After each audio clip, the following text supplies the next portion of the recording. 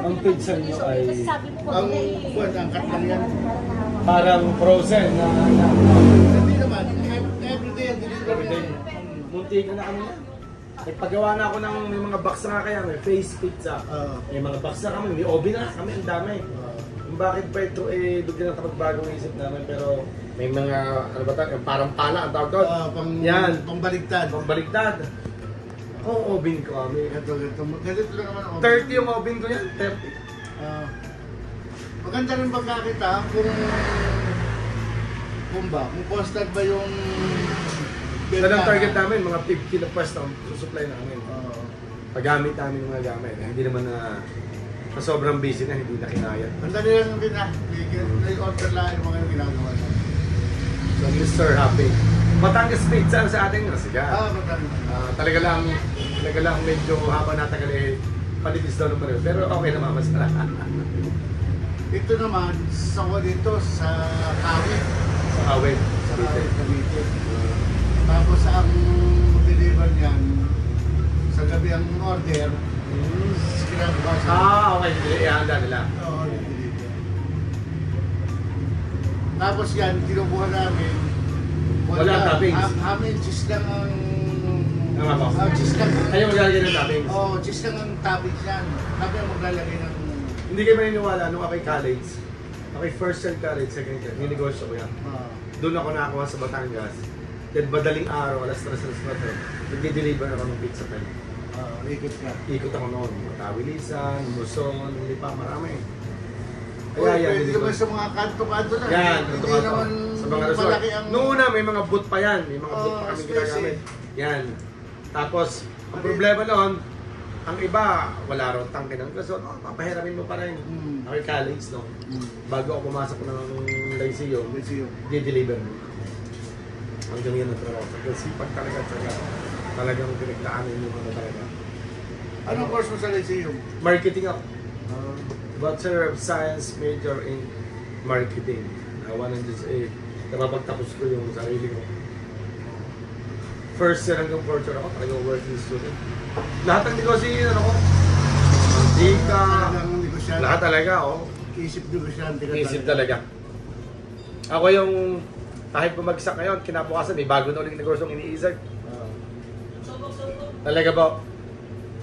Kaya lang, siyempre, pagka nag-negosyo ka, kapital naman ang... Talaga naman. Pero yun nga naman, sa totoo lamang, minsan, diskarte nga kung paano magkakaroon ng kapital.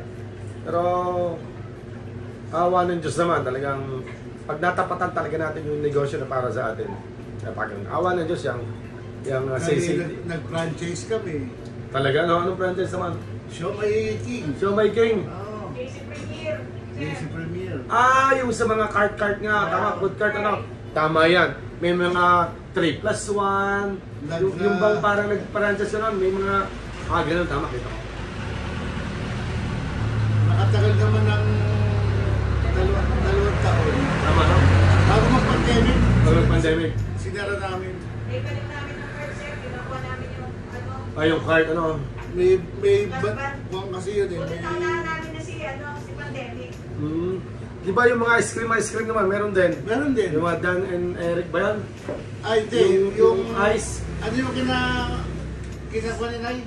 Ano nga yung iba? Yung ice, ano ba? Yan. Pero nung una, lumakas din yung Dan and Eric. Dan Eric, no? Hanggang ngayon. Ang lakas po nung dati. Hanggang ngayon sa Centurism. Hanggang ngayon malakas naman. Opo. Ang maganda sa kanila kasi, pagka sila naglagay ng supplier, yun lang, sa isang bayan. Hindi laban-laban. Ikaw lang ang dyan, ang magsusupply. Kung gusto mag-retailer, doon ka kukuha sa kanya. Kaya magandang mauna ka. Kaso meron din sa Indang eh. Okay. Meron sa Indang. Tapos nag-ice naman kami. Ice ba yung ice? Di malakas dito, pupunta yung estudyante dito. Nabalita kami na siguro ng isang araw. Naglagay naman doon sa kabila. Bali, tatlo na kami. Uwi na, hindi na pumunta dito. Hindi nyo nasubukan sinuko ko na.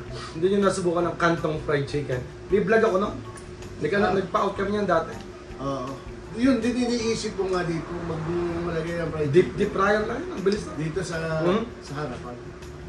Huwag dito lang ang pakadamihan ng akin, ng timpla. Kasi may mga butter cheese, may mga, ano ba tawag dito? Korean spice, mga gano'n. Siguro maganda yung original na lang talaga. Yung original lang talaga.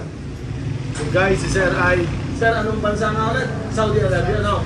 Wow, ilang taon nga Sir ulit? 13 years. 13 years!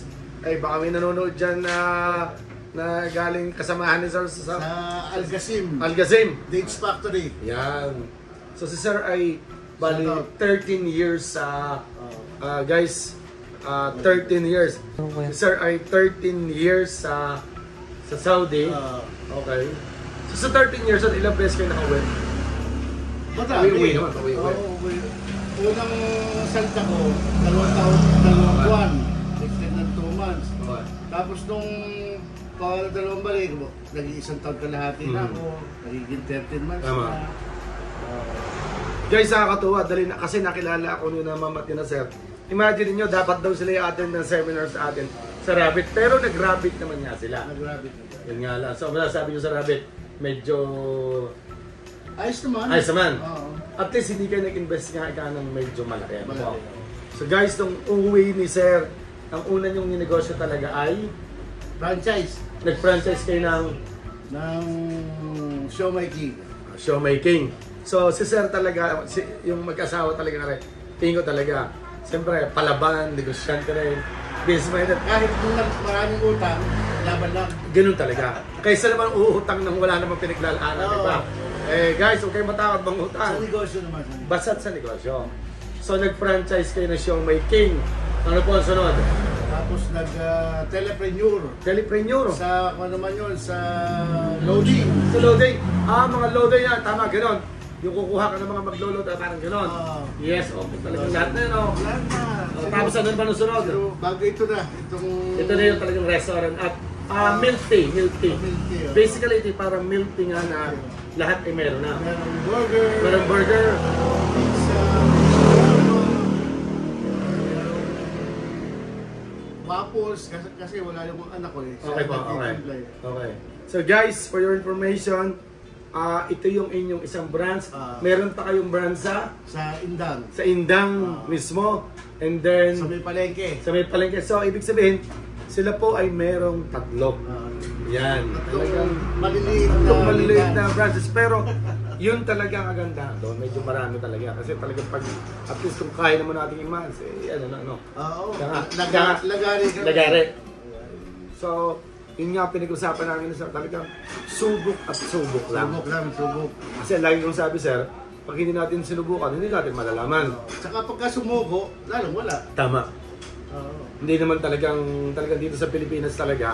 Sabi nila lagi, okay, ibang bansa talaga natin. Pero pag nandito tayo sa Pilipinas, may pera rin dito. Kaya nga lang niya, sipag, tsaga, at diskarte. Diskarte. Tama talaga, ano po? Talagang wala nang pakeme-keme na. Imagine niyo na ito. Talagang diskarte talaga. So sana sa mga OFW natin na nag-iisip na mag-for good, kasi Oo. takot no?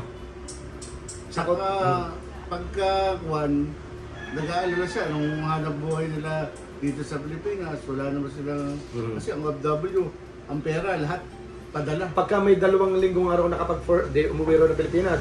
Pag naka 2 linggo sa Pilipinas, gusto na agad makabalik sa... Oo, tama. Tama, no? Oo. Samantalang ako, nung hindi ko naman sa kinuwan, ang bakasyon ko 6 na buwan. Tinatapos ko yung 6 na Talaga, buwan, no? kahit walang pera. Oo. Na sabihin mo, Okay. tutulong na lang ako sa asawa ko dahil kakatay Okay. ng baboy. Oo. Tulong na lang ako sa kanya. Pero yung 6 months, sa bakasyon ko, tatapusin ko yun. Eh yung mga kasama ko doon, mga 2 buwan lang. Sa Balik na. sa Oo, balik na. Pero nga akin, tinatapos ko. So, bakit- Kasi bihira lang yan. Sir, paano kayo nakapag-decide na... Siyempre, minsan naisipin natin, yung kayang kinikita ko sa ibang bansa, paano ko kaya kikitain yun sa Pilipinas? O kaya ko kayang kitain, parang gano'n. So, paano kayo nakapag-decide na mag-for good talaga? Ano yung dahilan? Ano yung main reason? Marami nga ako nararamdaman. Ayun. Oo, Tama po. Kaya sa iniisip ko, baka ako... Ito na yung sign. Oo, ito na sign. Kasi baka pag hindi pa ako umuwi, Baka nasa kahon ako.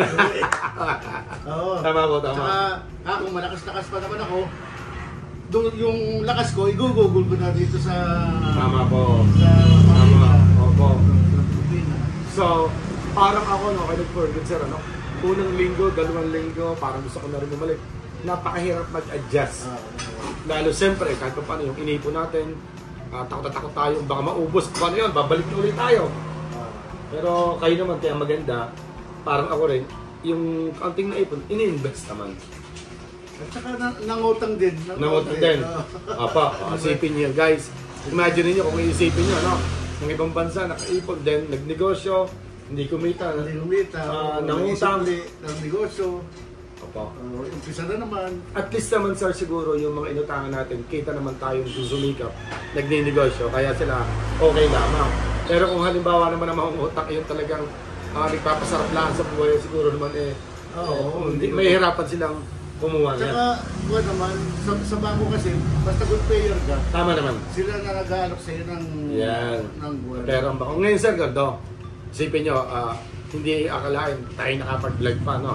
Sir, sa mga OFW yung nanonood, yan sa katulad nga, kayo 13 taon, ako'y 14, ako. Ano yung maipapayo nyo sa mga OFW natin na nandun pa rin sa ibang bansa na wala pa rin, hindi pa rin nila alam kung kailan sila mag-go for good? Ano maipapayo nyo dun sir? Ay, mag-ipon. Mag-ipon. Oo. Huwag kung hindi naman kailangan magtira para sa kanya.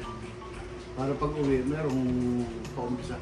At saka wag din talagang padala ng padala sa pamilya. At saka hayaan natin minsan magalit yung kamag-anak natin na nangungutang na hindi natin napautang.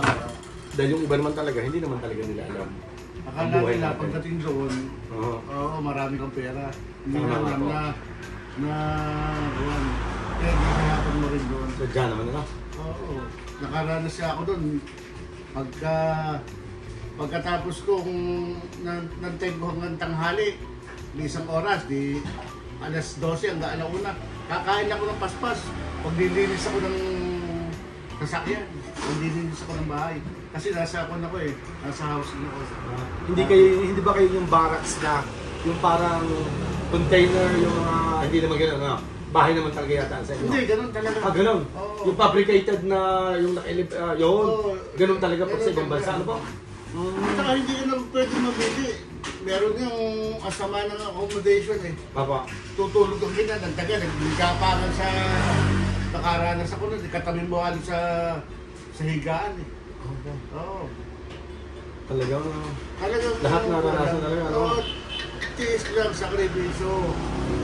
Kung gusto mo ng magandang buhay. Tama. At saka yung number 1, huwag sila magsusukan. Tama, may ibang iba na wala, doon nauubos yung kanilang pera sa Kaya sigaret. nagkakaroon ng buwan ng yung iniiwanan ng Pamilya. pamilya. Nagkakahiwalay. Lalo pa naman ngayon, sir, ano? Ang dami mga online ng mga games. Buti nga, nawala yung online sabong, parang meron na nga yata ulit. Talagang doon maraming mauubusan. Madami. So at least si sir din naman, guys, may mga napatilan, sir, ang napatapos nyo. Bali dalawa. Dalawa Sa napatapos. anak ko, yung Apa. aking panganay, Apa, napatapos ko dito sa Cavite State University. customer namin yun. Ang Cavite State University. Ng IT, Information Technology. Yung Pinabitan babae namin ng ko. CCTV. Dahil dami. Tapos yung akin namang lalaki, Apa, napatapos ko ng Electrical Engineering. electrical engineering. Sa Panuman, sa National University sa Manila. Napakaganda. Kaya lang, nung kumuha ng board nitong Apa. last, hindi siya nakapasa. Pinakabasa. Oo, dahil nung talaga. Subok lang ang subok. Kaya kung meron pa namang next time. Wala namang ayaw niya. Oo. Dire-diretso naman yan. Meron pa namang Apa. kukuhuli siya. So sana guys, sa mga nanonood, napulutan natin ng aral sa sir. Negosyo, 3 yung pwesto guys. Okay? Sir, anong nickname nga nyo? Pero Batanggen nyo rin eh. Ako si Giovanni. Giovanni. Amistoso. Amistroso. Amistroso talaga. Dito talaga sa... Hindi, ang apelido ko Amistoso, Bisaya. Amistroso, okay. Amistoso. Si Sir Giovanni. Yung bida ni Salgo, yung taga rito, Nosa. Opo. No, sir.